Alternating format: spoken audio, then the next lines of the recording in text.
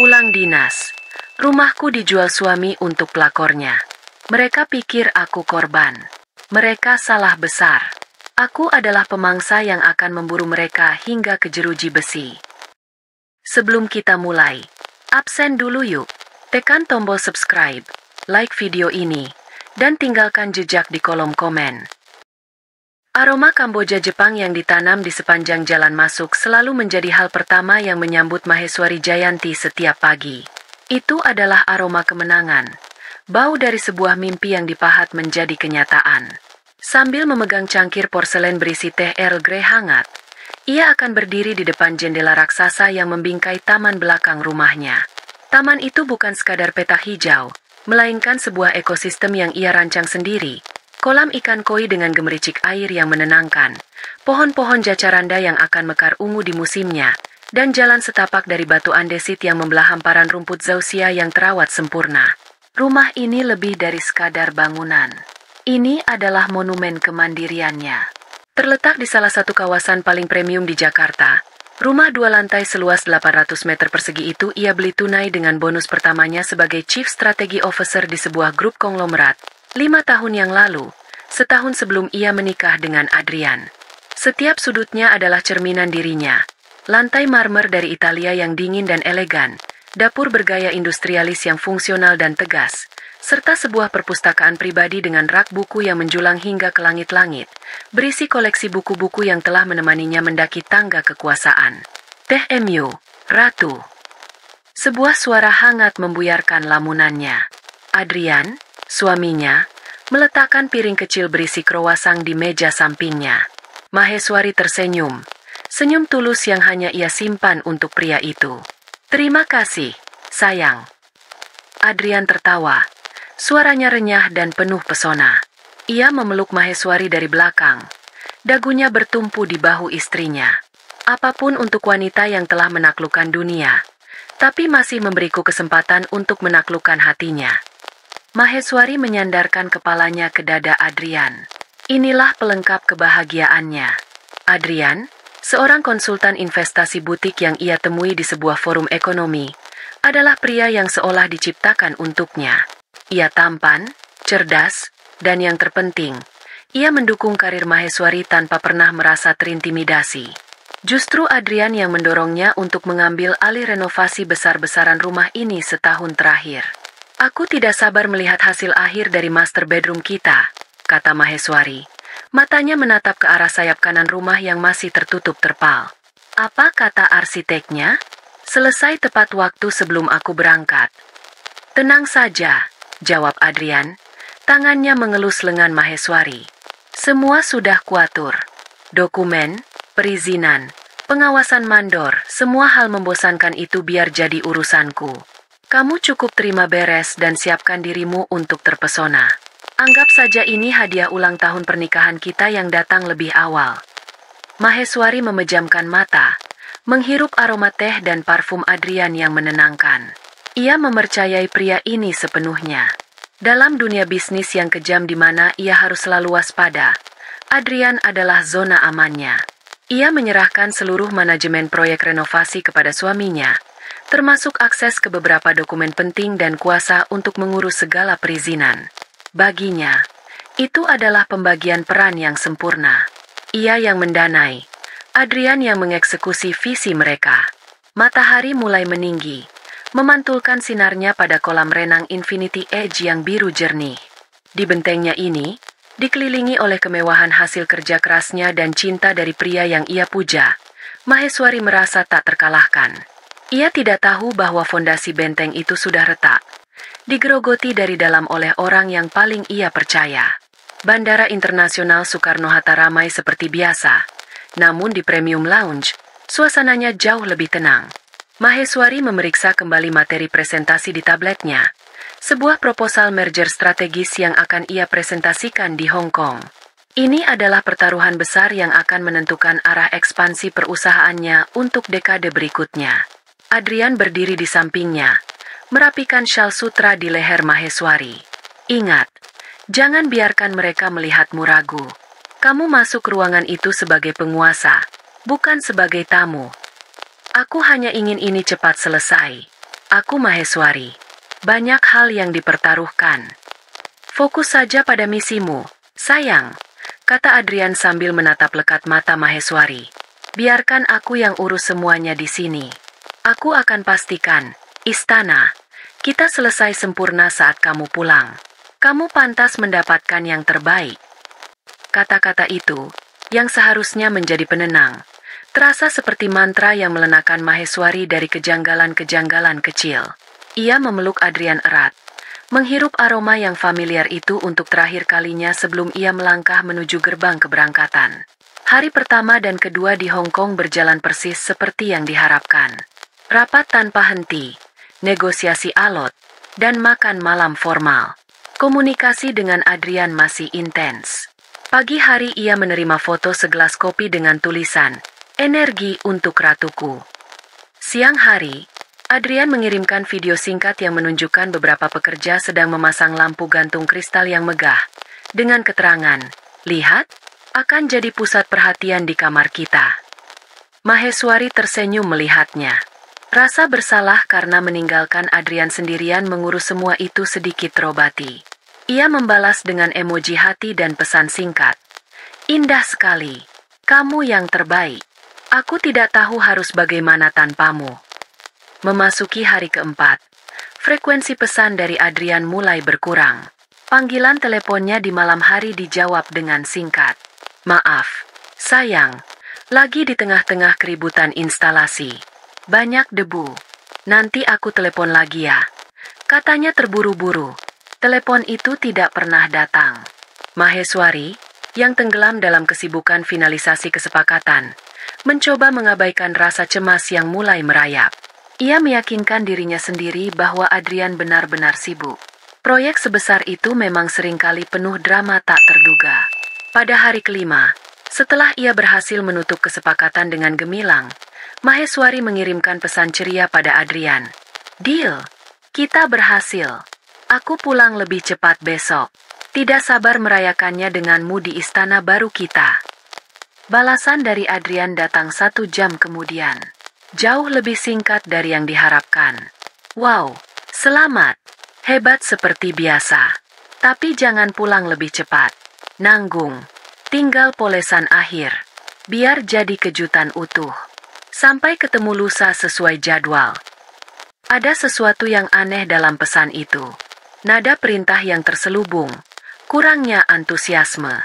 Maheswari sedikit mengernyit. Kenapa ia tidak boleh pulang lebih cepat ke rumahnya sendiri? Namun, kelelahan dan euforia kemenangan menepis keraguan itu. Mungkin Adrian benar. Ia ingin semuanya sempurna. Maheswari pun menurut, mengubah jadwal penerbangannya kembali ke rencana semula. Di kamar hotelnya yang menghadap Victoria Harbour, ia sama sekali tidak menyadari bahwa di Jakarta, manipulasi paling keji dalam hidupnya sedang memasuki babak akhir. Adrian tidak sedang melakukan polesan akhir pada cat atau marmer. Ia sedang melakukan polesan akhir pada penjualan benteng milik Maheswari. Rasa lelah setelah penerbangan panjang menguap seketika saat mobil yang ditumpanginya memasuki gerbang kompleks perumahan. Maheswari mencondongkan tubuh ke depan. Tak sabar ingin melihat rumahnya. Namun, ada yang aneh. Lampu sorot yang biasanya menyorot fasad rumah dengan megah kini padam. Gerbang utama yang seharusnya tertutup rapat, kini sedikit terbuka. "Pak, kenapa gerbangnya tidak ditutup?" tanyanya pada sopir pribadinya. "Wah, kurang tahu, Bu. Mungkin Pak Adrian lupa," jawab sopir itu sambil membelokkan mobil ke halaman rumah. Jantung Maheswari mulai berdebar lebih kencang saat melihat pemandangan di depannya. Di garasi yang seharusnya terisi mobil sport Adrian dan sedan premium miliknya, kini terparkir sebuah SUV besar berwarna putih yang tidak ia kenali. Di teras, beberapa sepeda anak-anak tergeletak begitu saja. "Ini, ada tamu? Keluarga Adrian?" Gumamnya lebih pada diri sendiri. Ia turun dari mobil. Rasa antisipasi akan kejutan indah dari Adrian kini berganti menjadi kebingungan yang pekat. Ia menekan bel. Suara bel yang familiar terdengar. Namun yang membuka pintu bukanlah Adrian atau asisten rumah tangganya. Seorang pria berperawakan sedang, mengenakan kaos polo, muncul di ambang pintu. Wajahnya ramah, namun asing. "Selamat malam. Cari siapa ya, Bu?" tanya pria itu dengan sopan. Maheswari membeku sejenak. "Maaf, Anda siapa?" "Saya pemilik rumah ini. Saya mencari suami saya, Adrian." Pria itu mengerutkan kening. Ekspresinya berubah dari ramah menjadi waspada. "Pemilik? Maaf, Bu. Pasti ada kekeliruan. Ini rumah kami. Saya Heru. Kami baru pindah 3 hari yang lalu." Dunia Maheswari serasa miring. "Tidak mungkin. Ini rumah saya, Maheswari Jayanti." Ia mengeluarkan kartu identitas dari dompetnya, menunjukkan nama dan alamat yang tertera di sana. Istri pria itu muncul di belakangnya, tampak cemas. "Ada apa, Pak?" Pak Heru menunjukkan kartu identitas Maheswari kepada istrinya, lalu kembali menatap Maheswari dengan tatapan kasihan.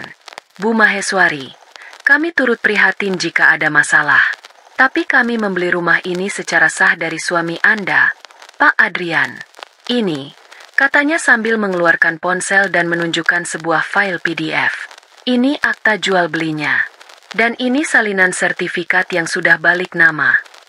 Maheswari merebut ponsel itu. Jari-jarinya gemetar saat ia memperbesar dokumen digital itu.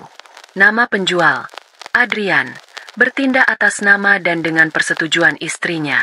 Dan di bagian bawah, di atas meterai, tertera sebuah tanda tangan yang ia kenali sebagai miliknya, Maheswari Jayanti. Sebuah pemalsuan yang sempurna. Begitu sempurna hingga membuatnya mual. Suara di sekelilingnya meredup menjadi dengungan. Gemericik air dari kolam koi yang dulu menenangkan kini terdengar seperti ejekan. Ia adalah seorang penyusun strategi ulung, seorang negosiator yang ditakuti. Namun di bentengnya sendiri, ia telah ditaklukkan tanpa satupun tembakan peringatan. Ia kini adalah orang asing di tanahnya sendiri. Maheswari berjalan mundur, menjauh dari pintu rumahnya yang kini bukan lagi miliknya. Ia bahkan tidak mengucapkan sepatah kata pun pada pasangan Heru. Otaknya yang biasa bekerja cepat dan logis kini terasa seperti korsleting. Ia masuk kembali ke mobil dengan langkah goyah. "Jalan, Pak," perintahnya dengan suara serak. "Kemana, Bu?" tanya sopir dengan bingung. Maheswari tidak menjawab. Tangannya yang gemetar berusaha menekan nomor Adrian di ponselnya. "Nomor yang Anda tuju sedang tidak aktif." Ia mencobanya lagi. Dan lagi. Hasilnya sama. Kepanikan mulai merayap naik. Dingin dan mencekik. Nalurinya sebagai seorang pemimpin mengambil alih. Ia tidak bisa hancur. Belum. Ia menekan nomor lain. "Halo, tolong lacak lokasi ponsel dan GPS mobil atas nama Adrian sekarang juga." Perintahnya pada asisten pribadinya, tanpa basa-basi. "Kirimkan lokasinya padaku secepatnya." 5 menit kemudian, sebuah pin lokasi muncul di WhatsApp-nya. Sebuah gedung apartemen baru yang namanya saja sudah menyiratkan kemewahan yang berlebihan. The Saffron Suites. Di pusat kota. "Kita ke sana," katanya pada sopir. Perjalanan 30 menit terasa seperti seumur hidup. Setiap skenario terburuk berkelebat di kepalanya. Apakah Adrian diculik? Diperas? Apakah ia korban? Sedikit harapan naif itu masih tersisa, berpegangan pada memori 5 tahun pernikahan mereka. Lobi apartemen itu berkilauan dengan marmer dan lampu kristal. Resepsionis yang melihat penampilan Maheswari yang sedikit kacau namun tetap mengenakan pakaian mahal, hanya mengangguk saat ia menyebutkan nama Adrian dan nomor unit yang diberikan asistennya. Pintu unit penthouse itu tidak tertutup rapat. Sedikit terbuka, seolah mempersilakan bencana masuk. Maheswari mendorongnya pelan. Hal pertama yang menyambutnya adalah suara tawa seorang wanita, renyah dan manja. Pemandangan di depannya membekukan darah di nadinya. Ruang tamu yang luas itu dipenuhi tas-tas belanja dari butik-butik ternama, Hermes, Chanel, Dior, tergeletak di lantai seperti sampah mewah. Di atas sofa beludru raksasa, Adrian duduk dengan santai, segelas whisky di tangannya. Bersandar di bahunya, dengan kepala di dadanya, adalah seorang wanita muda yang cantik dengan cara yang tajam dan predatoris. Wanita itu, yang kita kenal sebagai Larissa, mendongak saat merasakan kehadiran Maheswari.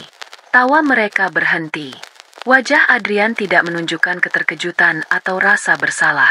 Hanya kilatan jengkel karena pestanya diinterupsi. Adrian. Suara Maheswari nyaris tak terdengar. Bergetar karena syok. Apa ini semua? Rumah kita dijual. Adrian menyesap whiskinya dengan tenang sebelum menjawab. Tatapannya dingin, tanpa sedikit pun kehangatan yang biasa ia tunjukkan. Rumah kamu, Maheswari. Dulu, sekarang sudah jadi modal awal yang bagus. Oh ya, kenalkan. Ia melirik wanita di sampingnya. Ini Larissa. Larissa tidak repot-repot untuk bangun atau menyapa. Ia hanya tersenyum miring. Senyum kemenangan yang paling menghina yang pernah Maheswari lihat. Matanya menelusuri Maheswari dari ujung rambut hingga ujung kaki, seolah sedang menilai barang bekas. Modal. Modal untuk apa? Tanya Maheswari. Suaranya mulai menemukan kekuatannya kembali, diisi oleh amarah yang mulai mendidih. Untuk ini, Adrian merentangkan tangannya, menunjuk ke sekeliling apartemen mewah itu, ke arah Larissa, ke arah kehidupan baru mereka. Untuk hidup yang tidak melulu tentang rapat dewan direksi dan target kuartalan. Untuk hidup yang sebenarnya. Kamu dan duniamu yang kaku itu membosankan. Setiap kata adalah belati. Topeng pria penuh kasih yang ia kenal selama ini tidak hanya jatuh, tapi dihancurkan berkeping-keping oleh pria itu sendiri, dengan senyum puas di wajahnya. Maheswari tidak berteriak. Ia tidak menangis. Ia hanya berdiri di sana, di ambang pintu teater pengkhianatan itu, selama beberapa detik yang terasa abadi. Kemudian, dengan martabat terakhir yang bisa ia kumpulkan, ia berbalik dan berjalan pergi. Ia mendengar tawa Larissa meledak di belakangnya saat pintu tertutup. Ia berjalan melewati lobi yang gemerlapan dalam keadaan linglung. Ia tidak hancur lebur di jalan. Ia masuk ke mobilnya yang menunggu. Otaknya bekerja dalam mode darurat. Jemput saya di lobi Saffron Suites, katanya pada sopirnya melalui telepon internal mobil. Suaranya datar tanpa emosi. Lalu kita ke Grand Majestic Hotel. Itu adalah sebuah tindakan naluriah. Ia butuh tempat yang netral, aman, dan memberinya ilusi kontrol. Ia memesan Presidential Suite, bukan karena ia ingin pamer, tapi karena ia tidak tahan berada di ruangan sempit. Di tengah kemewahan impersonal, sofa yang belum pernah ia duduki, pemandangan kota yang terasa asing, barulah ia membiarkan dirinya goyah. Namun, itu bukan tangisan keputusasaan. Itu adalah getaran amarah yang kering dan panas, yang membakar habis sisa-sisa kesedihan. Pagi berikutnya, setelah semalaman tidak tidur, ia sudah kembali menjadi Maheswari Jayanti, Chief Strategy Officer. Ia duduk di meja kerja suite hotelnya, secangkir teh di sampingnya, dan menelepon pengacara korporatnya, seorang pria bernama Tirtayasa. Dengan presisi yang dingin, ia menjelaskan situasinya. Penjualan rumah tanpa persetujuan, pemalsuan tanda tangan, dan hilangnya dana dalam jumlah masif. Hening sejenak di ujung telepon sebelum Tirtayasa menjawab dengan nada serius. Maheswari, ini buruk, sangat buruk. Dari penelusuran awal tim saya semalam, suamimu tidak hanya menjual rumah itu. Dia sangat lihai. Uang itu tidak diparkir di rekening tabungan. Dia telah mencucinya melalui serangkaian perusahaan cangkang yang terdaftar di yurisdiksi berbeda, dengan nama kalian berdua sebagai pemilik. Ini adalah labirin hukum. Potong labirin itu. Bekukan semuanya. Perintah Maheswari. Kami bisa mengajukan gugatan perdata dan meminta pembekuan aset, kata Tirtayasa. Tapi untuk membuktikan niat jahat, melacak setiap sen, dan membuktikan kepemilikan tunggalmu atas dana awal, Maheswari, prosesnya akan memakan waktu bertahun-tahun. Untuk saat ini, aset terbesarmu itu secara efektif beku, terkunci dalam sengketa hukum yang rumit yang sengaja ia ciptakan. Tahun-tahun, kata itu menggema di kepala Maheswari. Bertahun-tahun berjuang di pengadilan sipil yang lamban, sementara Adrian dan selingkuhannya menertawakannya dari apartemen mewah mereka, hidup dari uang hasil jerih payahnya. Penghinaan itu lebih menyakitkan daripada kerugian finansial itu sendiri. Sesuatu dalam diri Maheswari bergeser. Rasa sakit itu mengkristal menjadi sesuatu yang jauh lebih keras dan lebih dingin. Resolusi. Ia menatap gedung-gedung pencakar langit di luar jendela. Ia tidak akan memainkan permainan Adrian. Ia akan menciptakan permainannya sendiri. Terima kasih atas informasimu, Tirta. Lakukan apa yang perlu kau lakukan di jalur perdata, katanya, mengakhiri panggilan. Ia segera menekan nomor lain. Nomor yang tidak ada di kontak bisnisnya. Nomor seorang teman lama yang reputasinya bergerak di wilayah abu-abu hukum. Seorang pemecah masalah. Panggilan itu dijawab di dering kedua. Ya. Suara Maheswari benar-benar berbeda sekarang. Datar, tanpa emosi, sekeras baja. Leo, Maheswari Jayanti. Ada jeda singkat. Wow, sang ratu turun gunung. Ada apa? Aku ada pekerjaan untukmu, lanjut Maheswari. Matanya menatap tajam ke Cakrawala. Aku tidak tertarik dengan gugatan perdata yang memakan waktu. Aku mau mereka berdua, Adrian dan kekasihnya, memakai seragam oranye. Anggaran tidak terbatas. 2 hari setelah deklarasi perangnya, Maheswari tidak berada di hotel mewah atau kantornya yang megah. Ia duduk di sebuah cigar lounge privat yang tersembunyi di balik restoran Italia yang tidak mencolok di kawasan Senopati. Udara di ruangan itu pekat dengan aroma tembakau mahal dan kulit tua. Di seberangnya, di sebuah kursi berlengan kulit berwarna coklat tua, duduklah Leo. Leo bukan pengacara korporat seperti Tirtayasa yang rapi dan terstruktur. Pria akhir 30-an itu memiliki penampilan yang lebih santai, kemeja linen tanpa dasi, lengan digulung hingga siku, namun matanya tajam dan analitis. Matanya adalah mata seorang predator yang sabar. Mata mantan jaksa yang memilih untuk bermain di sisi lain lapangan dengan bayaran yang jauh lebih tinggi. Seragam oranye, kata Leo, mengulang permintaan Maheswari dari telepon. Ia menyalakan sebuah cerutu, tidak menawarkannya pada Maheswari. Itu permintaan yang spesifik. Biasanya klien sepertimu datang untuk menuntut uangnya kembali secepat mungkin. Penjara itu bonus. Kamu membaliknya. Uang adalah alat. Keadilan adalah tujuan, jawab Maheswari. Suaranya tenang dan dingin. Saya ingin kebebasan mereka direnggut. Saya mau mereka merasakan bagaimana rasanya ketika sesuatu yang paling berharga diambil secara paksa. Adrian mengambil benteng saya. Saya akan mengambil dunianya. Leo mengembuskan asap perlahan. Matanya tidak pernah lepas dari Maheswari. Ia terkesan. Ia sering berurusan dengan orang kaya yang terluka. Biasanya mereka datang dengan panik, marah, dan penuh air mata. Maheswari datang dengan agenda. Sebuah proposal bisnis yang targetnya adalah kehancuran 2 manusia. Ini tidak akan murah, kata Leo. Kita tidak bicara soal biaya pengacara. Kita bicara soal biaya investigasi mendalam. Tim forensik akuntansi, penyelidik lapangan, pakar digital. Kita perlu membongkar setiap lapis kebohongan Adrian, dan itu butuh sumber daya. Maheswari tidak bergeming. Ia mengeluarkan sebuah tablet dari tasnya, mengetik beberapa kali, lalu menggesernya ke seberang meja. Di layar, tertera bukti transfer. Sejumlah uang dengan 8 digit angka 0 telah masuk rekening firma konsultasi milik Leo. Itu uang muka, kata Maheswari. Sebutkan berapapun yang kau butuhkan. Kapanpun kau membutuhkannya, tidak akan ada pertanyaan. Satu-satunya syaratku adalah laporan progres setiap 12 jam, dan kerahasiaan absolut.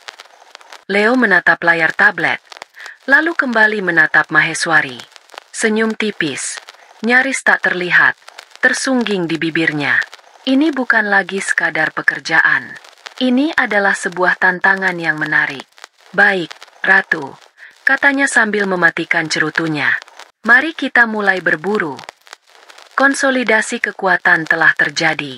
Bukan antara tentara, tapi antara kekayaan tak terbatas dan keahlian hukum yang mematikan. Perang Maheswari telah resmi dimulai. Kantor Leo tidak seperti firma hukum pada umumnya. Tempat itu lebih mirip ruang operasi sebuah agensi intelijen.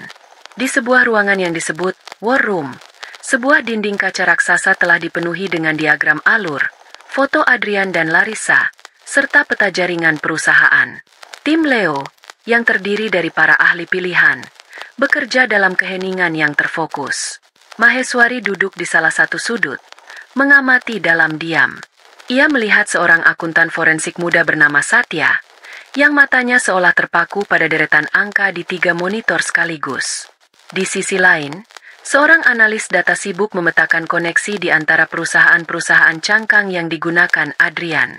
Dia tidak hanya pintar, dia arogan, kata Satya setelah berjam-jam hening, sambil menunjuk sebuah diagram rumit di layarnya. Lihat ini.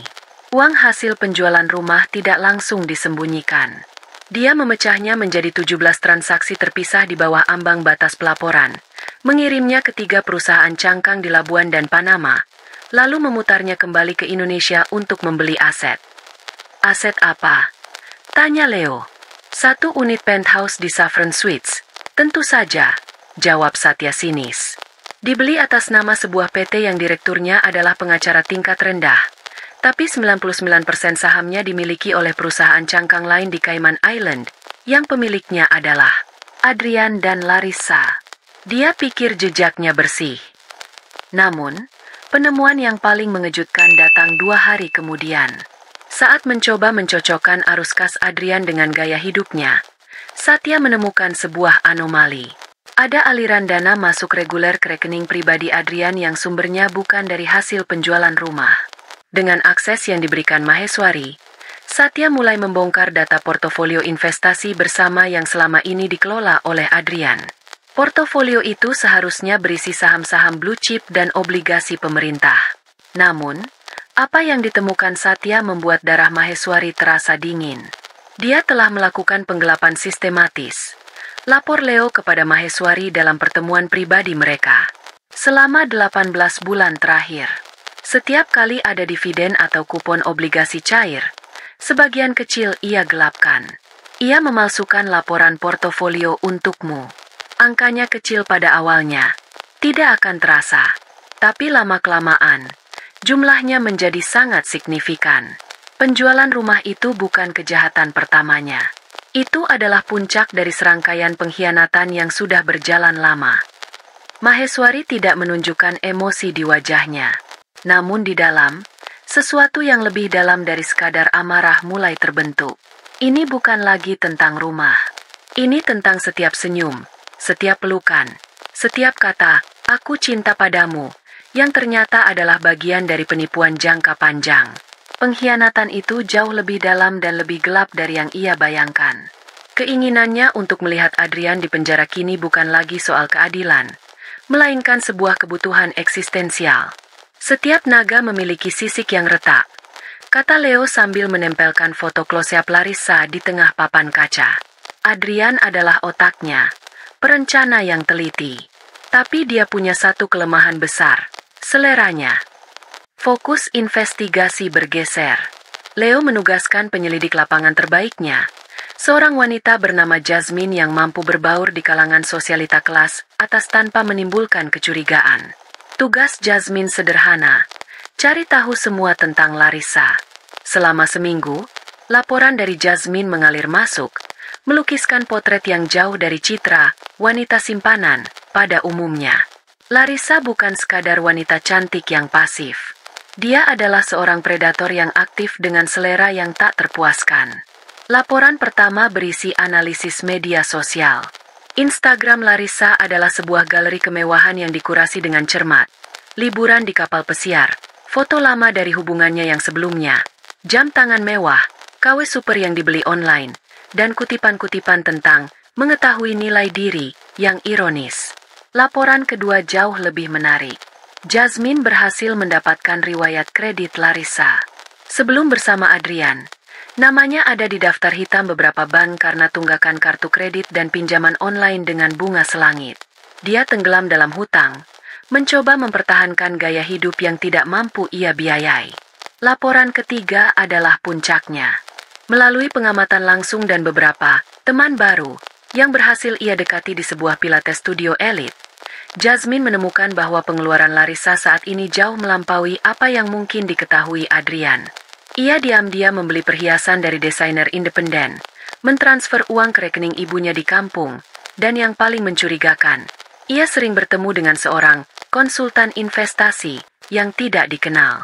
Adrian memberinya akses ke rekening bersama sebagai simbol kepercayaan, jelas Leo pada Maheswari, sambil menunjukkan foto buram Larissa yang sedang makan siang dengan pria tak dikenal itu. Adrian pikir dia bisa mengontrol pengeluarannya. Dia salah. Larissa seperti lubang hitam finansial. Dia tidak akan pernah puas. Di sanalah mereka menemukan retakan pada sisik naga itu. Keserakahan Larissa yang tak terbatas. Adrian mungkin cerdas dalam merencanakan kejahatan, tapi ia buta terhadap sifat asli wanita yang ia pilih sebagai komplotannya. Adrian itu otaknya, tapi Larissa adalah perutnya. Simpul Leo. Perut yang tidak pernah kenyang. Dia bukan hanya kelemahan Adrian, dia adalah titik ledaknya. Kita hanya perlu menyalakan sumbunya. Maheswari mengangguk pelan. Sebuah rencana mulai terbentuk di benaknya. Sebuah strategi yang dingin dan kejam, yang akan memanfaatkan sifat alami Larissa untuk menghancurkan mereka berdua dari dalam.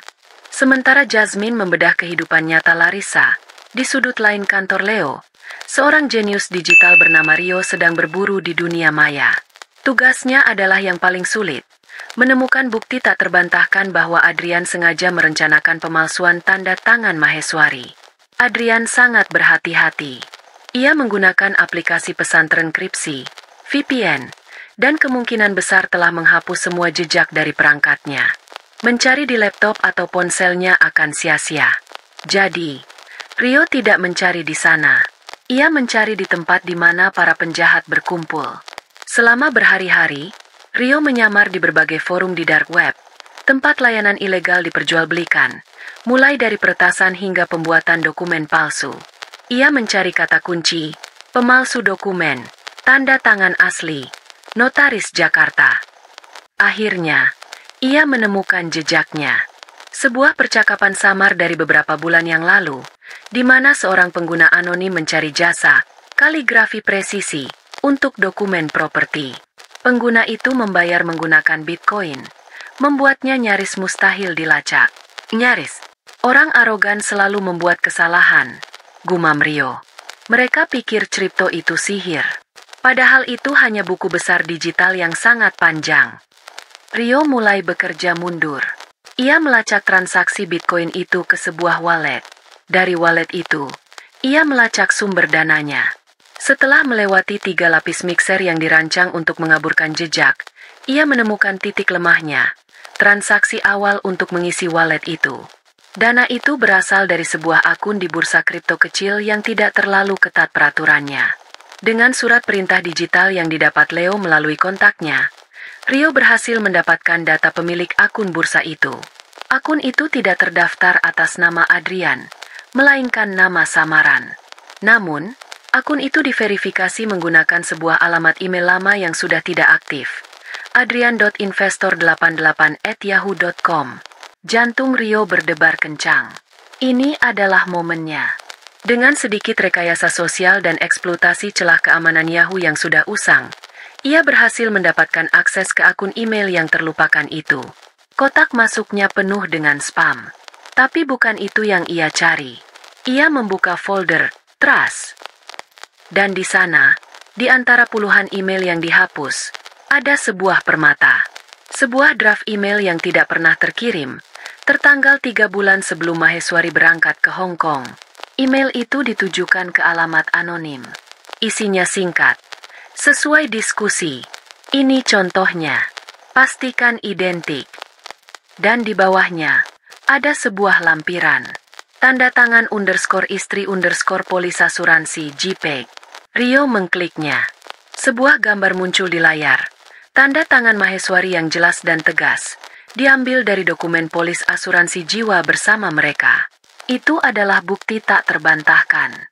Pistol berasap, niat kriminal yang terencana, terdokumentasi, dan kini tersimpan aman di server milik Leo. Ketika Leo menunjukkan temuan itu kepada Maheswari, tidak ada sorak kemenangan. Hanya keheningan yang berat di ruangan itu. Maheswari menatap gambar tanda tangannya di layar laptop. Simbol kepercayaan yang telah diubah menjadi senjata untuk menusuknya.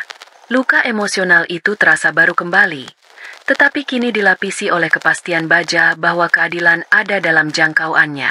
Papan kaca di War Room. Kantor Leo kini telah lengkap. Di tengah, foto Adrian dan Larissa terhubung oleh garis merah tebal berlabel konspirasi. Di sekelilingnya, cabang-cabang diagram menunjukkan bukti-bukti yang telah mereka kumpulkan, masing-masing seperti bidak catur yang siap bergerak. Maheswari berdiri di depan papan itu, diapit oleh Leo dan tim intinya. Satya si akuntan forensik, Jasmine si penyelidik lapangan, dan Rio si penyihir digital. Suasananya bukan seperti rapat bisnis, melainkan dewan perang sebelum pertempuran terakhir. Mari kita rekapitulasi persenjataan kita, kata Leo, menggunakan sebuah spidol sebagai penunjuk. 1. Kejahatan finansial. Satya telah memetakan setiap rupiah dari pencucian uang hasil penjualan rumah dan penggelapan dana investasi. Kerugian negara dari pajak yang tidak dibayar saja sudah cukup untuk menarik perhatian kejaksaan. Ia beralih ke cabang lain. 2. Pemalsuan dan penipuan. Rio telah memberikan kita pistol berasapnya. Email itu membuktikan niat Adrian untuk memalsukan tanda tanganmu sejak awal. Ini adalah kasus penipuan murni. Terakhir, ia menunjuk foto Larissa. 3. Titik runtuh. Jasmine telah mengonfirmasi kelemahan terbesar mereka. Keserakahan Larissa yang tak terkendali. Tim itu diam, menunggu perintah dari ratu mereka. Strateginya bukan lagi sekadar menyerahkan bukti ini ke polisi, lanjut Leo. Jika kita lakukan itu sekarang, Adrian akan menyewa pengacara terbaik, menyangkal segalanya, dan menyalahkan Larissa. Prosesnya akan panjang. Kita perlu membuatnya hancur sebelum polisi datang. Leo mulai menggambar skema baru di papan. Sebuah serangan 3 cabang. Fase pertama, operasi apel beracun, katanya. Kita akan menggunakan keserakahan Larissa. Jasmine akan mengatur agar konsultan investasi yang ia temui menawarinya sebuah peluang sekali seumur hidup yang terlalu bagus untuk dilewatkan. Sebuah investasi bodong yang membutuhkan dana besar dalam waktu singkat. Ini akan memaksanya untuk mencoba menarik uang dari rekening bersama secara diam-diam dan dalam jumlah besar. Fase kedua, operasi surat kaleng. Lanjutnya, saat Larissa mulai panik mencari dana, kita akan secara anonim membocorkan bukti pengeluaran borosnya kepada Adrian, ditambah beberapa informasi palsu tentang hutang judinya. Kita akan menanam benih kecurigaan bahwa Larissa akan kabur dengan semua uang mereka. Fase ketiga, panen badai. Simpul Leo. Kita akan menciptakan pertengkaran hebat di antara mereka. Di saat mereka paling panik dan saling menuduh, kita akan mengatur sebuah jebakan terakhir untuk mendapatkan pengakuan mereka. Setelah itu, barulah kita panggil polisi untuk memanen hasilnya. Sebuah rencana yang kejam, manipulatif, dan sangat efektif. Rencana itu mencerminkan strategi bisnis yang biasa Maheswari gunakan, kenali kelemahan lawan, ciptakan disinformasi, dan picu krisis internal sebelum melakukan pengambil alihan. Maheswari menatap papan catur itu. Setiap bidak, setiap kemungkinan langkah. Tidak ada keraguan di matanya. Hanya ada ketenangan yang dingin. Jalankan, katanya dengan suara tegas. Aku mau hasilnya cepat dan tuntas. Tim itu mengangguk serempak. Papan catur telah siap. Bidak-bidak telah ditempatkan. Sang ratu baru saja memerintahkan skakmat. Operasi apel beracun dimulai di sebuah restoran fine dining di puncak gedung pencakar langit, tempat favorit Larissa untuk memamerkan status barunya. Suasananya remang-remang, dihiasi pemandangan kelap-kelip lampu kota Jakarta. Jasmine, dalam penyamarannya sebagai sosialita kaya, telah mengatur makan siang ini. Bersama mereka, hadir seorang pria yang diperkenalkan sebagai Teddy, seorang konsultan investasi yang didatangkan khusus dari Singapura. Teddy adalah aset terbaik Leo. Penampilannya tanpa celah, setelan Zegna yang pas di badan, jam tangan Patek Philippe di pergelangan tangan, dan cara bicara yang memancarkan kepercayaan diri dan eksklusivitas. Ia tidak menjual, ia menawarkan kesempatan. Setelah basa-basi ringan, Teddy membuka percakapannya. Saya sebenarnya di sini untuk bertemu beberapa klien VVIP, katanya dengan nada rendah, seolah berbagi rahasia. Salah satu portofolio kami di Singapura, sebuah perusahaan rintisan di bidang biotech, akan segera IPO. Namun, sebelum itu, mereka membuka slot investasi privat terakhir. Pre-IPO shares. Ini adalah jenis peluang yang biasanya hanya didengar oleh para miliarder setelah semuanya selesai. Mata Larissa berbinar. Kata-kata seperti VVIP, privat, dan pre-IPO adalah musik di telinganya. Berapa minimum investasinya? Tanya Larissa, mencoba terdengar santai. Teddy tersenyum tipis. Slotnya per blok. Satu blok bernilai 5 miliar rupiah. Proyeksi keuntungan setelah IPO minimal 300% dalam 6 bulan. Ia kemudian menambahkan dengan nada menyesal. Sayangnya, dari 5 slot yang tersedia, 4 sudah diambil oleh klien lama saya. Tinggal 1 yang tersisa. Dan saya harus memberikan konfirmasi beserta dananya dalam 72 jam ke depan. Sebuah umpan berduri telah dilemparkan. 5 miliar dalam 72 jam. Angka itu cukup besar untuk tidak bisa diambil Larissa dari pengeluaran hariannya, memaksanya untuk mengakses sumber dana utama. Dan batas waktunya menciptakan urgensi yang luar biasa, mematikan logika dan menyalakan keserakahan. Tentu saja saya tertarik, kata Larissa cepat, takut kesempatan itu hilang. Saya perlu mengatur beberapa hal. Bisakah Anda berikan saya waktu sampai lusa? Tentu, jawab Teddy sambil memberikan kartu namanya yang terbuat dari logam tipis. Tapi saya tidak bisa janji slotnya akan tetap ada. Siapa cepat, dia dapat. Makan siang itu berakhir dengan Larissa yang pikirannya sudah melayang. Ia tidak lagi fokus pada makanan atau pemandangan. Otaknya berputar, menyusun skema bagaimana cara mendapatkan 5 miliar itu tanpa sepengetahuan Adrian.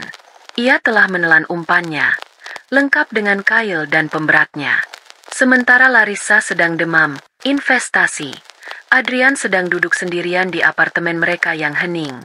Suasana hatinya sedang tidak baik. Ia merasa Larissa semakin berjarak dan boros. Tepat pada saat itu, bel pintu berbunyi. Seorang kurir berseragam rapi menyerahkan sebuah amplop hitam tebal tanpa nama pengirim. Hanya nomor unitnya yang tertulis dengan elegan. Didorong oleh rasa penasaran, Adrian membukanya. Isinya bukan surat ancaman, melainkan sebuah map dokumen tipis yang dijilid rapi. Halaman pertama adalah foto candid berkualitas tinggi. Larissa sedang makan siang dengan Teddy, tertawa lepas. Dari sudut pengambilan gambar, itu tampak seperti kencan rahasia yang akrab. Halaman berikutnya adalah salinan laporan kartu kredit atas nama Larissa, yang entah bagaimana berhasil didapatkan oleh tim Leo. Transaksinya mencengangkan. Tas desainer, perhiasan, perawatan di klinik kecantikan. Semuanya bernilai ratusan juta rupiah dalam sebulan terakhir. Jauh melebihi uang saku yang Adrian berikan. Halaman paling beracun adalah yang terakhir. Sebuah hasil cetak palsu dari situs judi online menunjukkan nama pengguna Laris Sweet 77 dengan total kerugian yang fantastis. Di bawahnya, sebuah catatan singkat yang diketik rapi. Ular yang kau pelihara di ranjangmu ternyata punya lubang lain untuk membuang uangmu. Hati-hati, Tuan Adrian. Saat kau sibuk menghitung hasil rampokan, dia sibuk merampokmu. Adrian adalah seorang perencana. Ia membenci variabel tak terduga. Dan paket ini adalah bom variabel yang meledak di depan wajahnya. Ia tidak langsung marah. Amarah adalah emosi yang tidak efisien. Sebaliknya, rasa dingin paranoia menjalari dirinya. Ia mulai berpikir, dari mana Larissa mendapatkan semua uang ini? Apakah hasil penjualan rumah Maheswari tidak cukup untuknya? Apakah ia bermain di belakangnya? Ia membuka aplikasi perbankan di ponselnya, memeriksa riwayat transaksi rekening bersama mereka. Ia menemukan beberapa penarikan tunai dalam jumlah ganjil yang sebelumnya ia abaikan.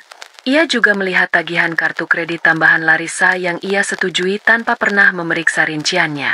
Kecurigaan adalah racun yang bekerja lambat. Dalam keheningan apartemen mewah itu, Adrian mulai mempertanyakan satu-satunya orang yang ia pikir adalah sekutunya. Ia mulai melihat Larissa bukan lagi sebagai partner, tapi sebagai liabilitas. Racun itu telah meresap ke dalam aliran darahnya. Kantor notaris Opat Hartono Orekan sudah sepi. Hartono, seorang pria paruh-baya berperut buncit, sedang merapikan mejanya, bersiap untuk pulang. Tiba-tiba, pintu kantornya terbuka. Leo masuk, diikuti oleh seorang pria berbadan besar yang tatapannya kosong. Kehadirannya saja sudah cukup untuk membuat ruangan terasa sesak. "Selamat malam, Pak Hartono," sapa Leo dengan tenang, sambil menutup pintu di belakangnya. "Maaf mengganggu, hanya sebentar." Hartono membetulkan letak kacamatanya. Jantungnya mulai berdebar. "Ada apa ini? Kantor sudah tutup." "Kami tahu," kata Leo sambil berjalan mendekati meja Hartono. Ia meletakkan sebuah map tipis di atas tumpukan dokumen. "Kami hanya ingin menunjukkan beberapa karya seni digital." Leo membuka map itu. Di dalamnya ada beberapa lembar kertas. Lembar pertama adalah cetakan transaksi Bitcoin dari Adrian ke sebuah wallet anonim. Lembar kedua adalah analisis dari Rio yang menghubungkan wallet itu ke Adrian. Lembar ketiga adalah bukti transfer tunai dalam jumlah besar ke rekening pribadi Hartono, 2 hari setelah akta jual beli rumah Maheswari ditandatangani. Wajah Hartono menjadi pucat pasi.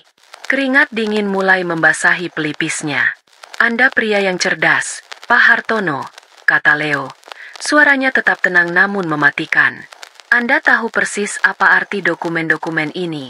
Anda tahu bahwa Adrian tidak mungkin menandatangani akta itu tanpa bantuan Anda.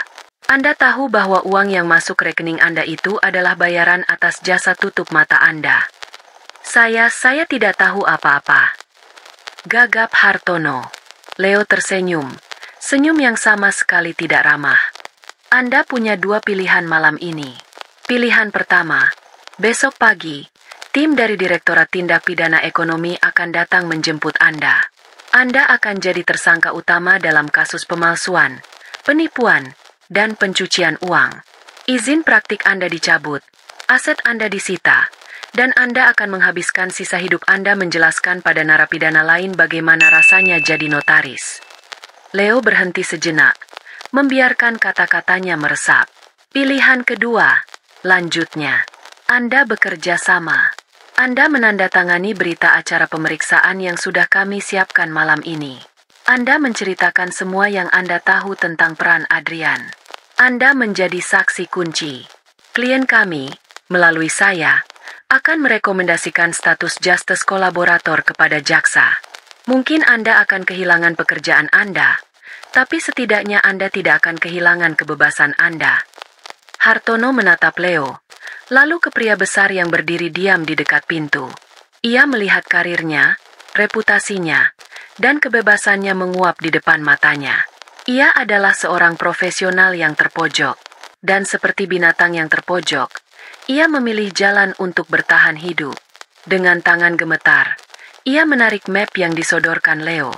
"Apa yang harus saya tanda tangani?" Kepanikan Larissa mencapai puncaknya. Batas waktu 72 jam dari Teddy akan segera berakhir. Setelah gagal mencoba berbagai cara untuk mengumpulkan dana secara diam-diam, ia nekat. Ia mencoba melakukan transfer sebesar 5 miliar rupiah dari rekening bersama ke rekening pribadinya, dengan harapan sistem bank tidak akan langsung memberitahu Adrian. Ia salah besar. Transfer dalam jumlah sebesar itu secara otomatis memicu notifikasi keamanan tingkat tinggi ke pemegang rekening utama, Adrian. Saat notifikasi itu muncul di ponsel Adrian, semua kecurigaan dan paranoia yang telah ditanam oleh surat kaleng itu meledak menjadi amarah dingin. Ia sedang berada di gym apartemen. Ia segera kembali ke unit mereka. Wajahnya sekeras batu. Ia menemukan Larissa sedang mondar-mandir di ruang tamu, cemas menunggu transfernya berhasil. "Mau kau bawa lari kemana uangku?" desis Adrian. Suaranya rendah dan berbahaya. Larissa terlonjak kaget. Wajahnya pucat. "Uangmu? Itu uang kita. Dan ini untuk investasi. Untuk masa depan kita." "Investasi?" cibir Adrian, sambil melemparkan ponselnya ke meja kopi, menampilkan notifikasi transfer itu, atau untuk membayar konsultan barumu itu, atau untuk melunasi hutang judimu. Mata Larissa membelalak. Hutang judi? Konsultan? Apa maksudmu? Jangan berpura-pura bodoh, bentak Adrian. Suaranya menggema di apartemen mewah itu. Aku yang merancang semuanya. Aku yang mengambil risiko terbesar dengan memalsukan tanda tangan Maheswari. Aku yang memastikan kita bisa hidup seperti ini. Dan kau, di belakangku, mencoba menggerogotinya seperti tikus. Panik dan merasa dituduh. Pertahanan diri Larissa runtuh. Ia balas berteriak. Semua kepahitan dan rasa tidak amannya tumpah ruah. Tikus, aku yang memberimu keberanian. Sebelum bertemu denganku, kau hanya suami penurut yang takut pada bayangan istrimu yang perkasa itu. Aku yang memberimu ide untuk menjual rumahnya saat dia pergi. Aku yang bilang padamu dia tidak akan pernah curiga. Aku yang seharusnya dapat bagian lebih besar. Bagian lebih besar. Adrian tertawa. Tawa yang mengerikan. Kau pikir aku sebodoh itu? Kau pikir semua hasil penjualan rumah itu ada di rekening ini? Kau hanya dapat remah-rekahnya. Sayang, sisanya aman di tempat yang tidak akan pernah bisa kau sentuh. Pengakuan itu, yang lahir dari amarah dan ego, menjadi bumerang bagi mereka berdua. Mereka saling membuka kartu, saling mengakui peran masing-masing dalam kejahatan mereka. Dan setiap kata, setiap teriakan, setiap pengakuan yang menghancurkan itu, terekam dengan jernih oleh sebuah perangkat kecil yang tersembunyi di dalam smart speaker di atas meja konsol. Hadiah pindahan rumah dari teman sosialita Larissa, Jasmine, beberapa minggu yang lalu. Di War Room, kantor Leo, keheningan terasa mencekik. Satu-satunya suara adalah rekaman pertengkaran Adrian dan Larissa yang diputar melalui speaker berkualitas tinggi. Maheswari mendengarkan semuanya tanpa ekspresi. Wajahnya seperti topeng pualam. Ia mendengar pengkhianatan itu diartikulasikan dengan gamblang, bukan oleh orang lain, tetapi oleh para pelakunya sendiri. Itu adalah validasi yang menyakitkan sekaligus memuaskan. Saat rekaman berakhir, Leo mematikannya. Permainan selesai, katanya singkat. Selama 24 jam berikutnya, tim Leo bekerja seperti mesin yang diminyaki dengan baik. Mereka menyusun sebuah berkas laporan yang akan membuat iri tim penyidik manapun. Itu bukan sekadar tumpukan bukti, melainkan sebuah narasi kejahatan yang tak terbantahkan. Jilid pertama, dengan sampul biru, berjudul Laporan Investigasi Tindak Pidana Perbankan dan Pencucian Uang. Di dalamnya, terdapat diagram alur dana dari Satya, lengkap dengan bukti transfer dan struktur perusahaan cangkang. Jilid kedua, sampul merah, Laporan Investigasi Tindak Pidana Pemalsuan Dokumen dan Penipuan. Di dalamnya, terdapat analisis digital dari Rio, bukti email Adrian kepada pemalsu, dan yang paling penting, berita acara pemeriksaan yang ditandatangani oleh Notaris Hartono. Jilid ketiga, sampul hitam, bukti rekaman dan transkrip. Di dalamnya, transkrip kata per kata dari pertengkaran Adrian dan Larissa, beserta sebuah flash drive berisi file audio berkualitas forensik.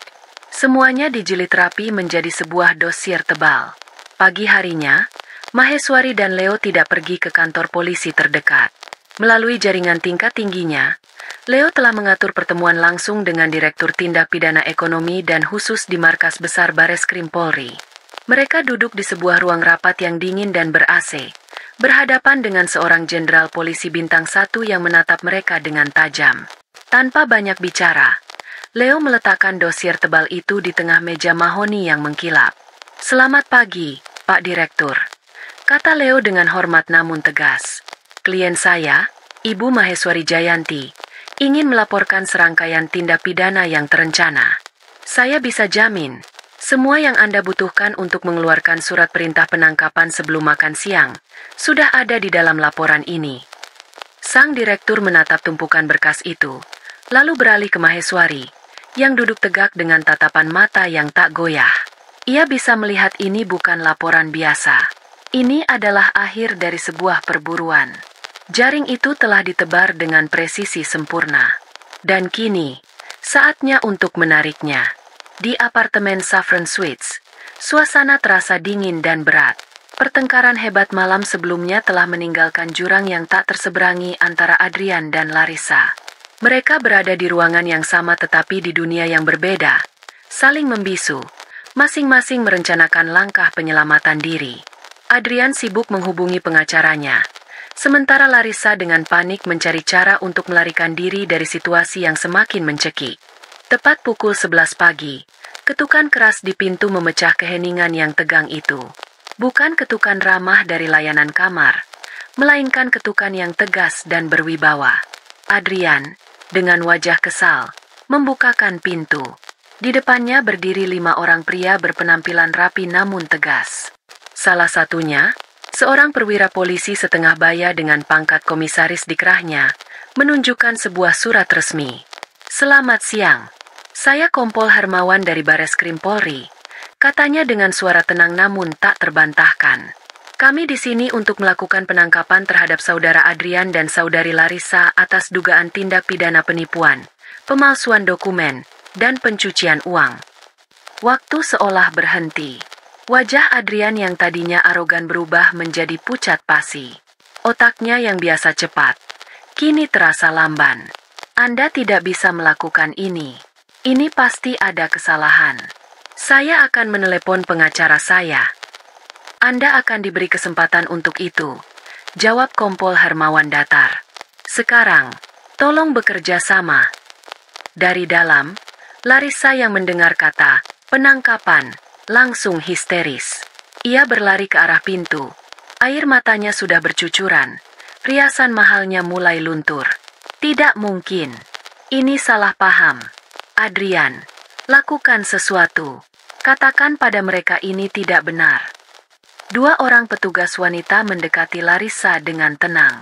Di tengah tangisannya yang memilukan, sepasang borgol dingin diklikkan di pergelangan tangannya yang ramping. Di sisi lain, Adrian hanya bisa menatap nanar saat borgol lain terpasang di tangannya, menempel pada jam tangan mewah yang dibelinya dengan uang haram. Momen itu adalah sebuah tablo yang kontras. Kemewahan apartemen, sofa bludru, lantai marmer, tas-tas belanja yang masih teronggok, menjadi latar yang ironis bagi drama penangkapan yang dingin dan efisien. Tidak ada perlawanan, hanya ada syok dan penyangkalan. Saat mereka digiring keluar melewati lobi yang megah, beberapa penghuni lain menatap dengan penasaran. Pasangan emas yang selalu tampak sempurna itu kini berjalan dengan kepala tertunduk, diapit oleh penegak hukum. Mimpi indah yang mereka bangun di atas reruntuhan hidup maheswari telah berakhir. Pintu kaca lobi yang menutup di belakang mereka bukan hanya akhir dari kebebasan mereka, tetapi juga awal dari pertanggungjawaban yang tak terelakkan. Ruang sidang terasa sesak dan berat. Udara dipenuhi ketegangan dan aroma kayu tua dari perabotan pengadilan. Maheswari duduk tegak di barisan pengunjung, di samping Leo. Ia mengenakan setelan berwarna krem yang sederhana namun elegan. Rambutnya disanggul rapi. Ia bukan di sana untuk drama. Ia di sana sebagai saksi bisu dari proses yang telah ia mulai. Di kursi pesakitan, penampilan Adrian dan Larissa sudah jauh berbeda. Wajah Adrian tirus dan selalu tampak tegang, sementara Larissa lebih sering menunduk. Lingkaran hitam di bawah matanya tak bisa ditutupi oleh riasan tipis. Arogansi mereka telah terkikis oleh realitas jeruji besi. Persidangan itu berjalan seperti sebuah mesin yang efisien, didorong oleh bahan bakar bukti yang disajikan oleh tim jaksa penuntut umum. Satu persatu, senjata yang disiapkan Leo dan timnya ditembakkan dengan presisi. Jaksa memutar rekaman pertengkaran mereka. Suara Adrian yang mengakui pemalsuan tanda tangan dan suara Larissa yang menyombongkan idenya untuk menjual rumah itu menggema di ruang sidang yang sunyi. Para hadirin menahan napas. Itu adalah momen di mana kedua terdakwa dihakimi oleh kata-kata mereka sendiri. Notaris Hartono naik ke panggung saksi. Dengan suara bergetar dan wajah penuh penyesalan, ia mengakui perannya dalam memuluskan transaksi ilegal itu, membeberkan bagaimana Adrian meyakinkannya dengan sejumlah besar uang. Kemudian, Satya, si akuntan forensik, menampilkan diagram aliran dana di layar besar. Ia dengan sabar menjelaskan kepada majelis hakim bagaimana uang puluhan miliar itu dicuci, diputar, dan disamarkan, Sebuah presentasi yang begitu jelas hingga pengacara Adrian yang mahal pun kesulitan mencari celah untuk membantah. Tim pembela mencoba berbagai strategi. Mereka berargumen bahwa rekaman itu ilegal. Tetapi hakim menolaknya dengan dasar bahwa rekaman itu mengungkap sebuah kejahatan yang sedang berlangsung. Mereka mencoba melukiskan Maheswari sebagai seorang istri yang pendendam. Tetapi ketenangan dan martabat Maheswari di kursi saksi justru membuat argumen itu tanpa putus asa dan tidak relevan. Setiap hari persidangan, benteng pertahanan Adrian dan Larissa semakin runtuh. Mereka mencoba saling menyalahkan. Sebuah strategi yang hanya membuat mereka tampak lebih bersalah di mata hakim. Meja hijau itu telah menjadi panggung di mana semua topeng mereka dilucuti. Satu persatu, di bawah sorotan lampu keadilan yang tak kenal ampun. Hari pembacaan vonis adalah puncak dari segalanya. Ruang sidang dipenuhi oleh wartawan dan masyarakat yang penasaran. Maheswari hadir, duduk di tempat yang sama, seperti sebuah pilar yang tak tergoyahkan. Majelis hakim memasuki ruangan, dan semua orang berdiri. Suasana menjadi hening, hanya menyisakan deru pendingin ruangan dan detak jantung yang berpacu. Ketua majelis hakim, seorang pria berwibawa dengan kacamata tebal, mulai membacakan pertimbangan hukumnya dengan suara yang dalam dan mantap. Ia tidak hanya membacakan pasal-pasal. Ia berbicara tentang pengkhianatan kepercayaan, ikatan suci pernikahan yang dinodai oleh keserakahan. Ia berbicara tentang kejahatan kerah putih yang terencana, yang merusak tatanan hukum dan sosial. Lalu, tibalah pada momen yang ditunggu-tunggu. Dengan ini, majelis hakim menyatakan, suara hakim menggema. Terdakwa Adrian terbukti secara sah dan meyakinkan bersalah melakukan tindak pidana penipuan, pemalsuan surat, dan pencucian uang secara berlanjut dan bersama-sama. Menjatuhkan pidana penjara kepada terdakwa Adrian selama 12 tahun dan denda sebesar 5 miliar rupiah. Wajah Adrian menjadi kelabu seperti semen. Ia mencengkeram pegangan kursinya. Napasnya tercekat.